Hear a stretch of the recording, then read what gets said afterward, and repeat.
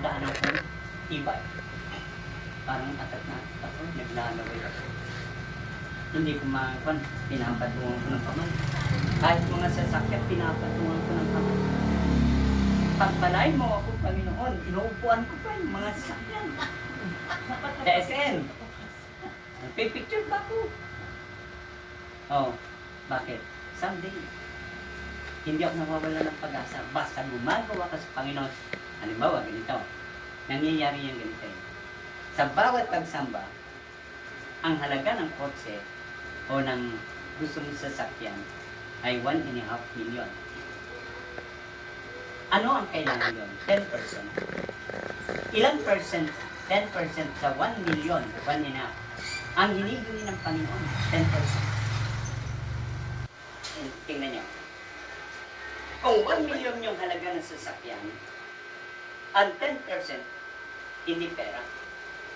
10% na gagawin mo para sa kanila. Magkagabi mo. Bibilang ka doon ng taon o 1 year o 1.5 year. Oh. Kasi 10% ang hinihingi ng Lord na panahon mo sa Kanya. Pag napunuan mo yon, nung walang absent, yung 10% na yon, napunuan mo, maghintay ka. May magbibigay sa'yo. At amen? Kaya lang, ang problema, nasa iyo na ang sasakyan, nasa iyo na rin ang kiniklaim mo na, pero wala kang action. By faith. Hingi ka ng hingi ng sasakyan. Sabi ng Panginoon, 10%. Ibibigay ko sa iyo yung panahon mo sa akin. Pero ang problema, naka 10% na ako, wala pa. Bakit?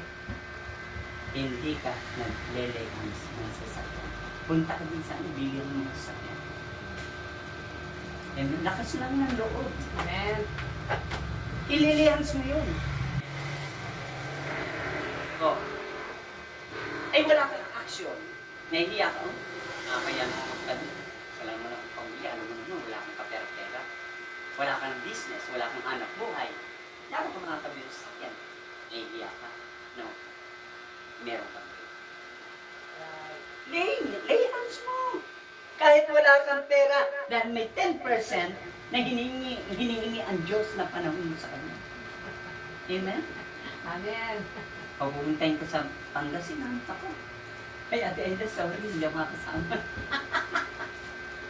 May panawagan. May makakasama na. Amen.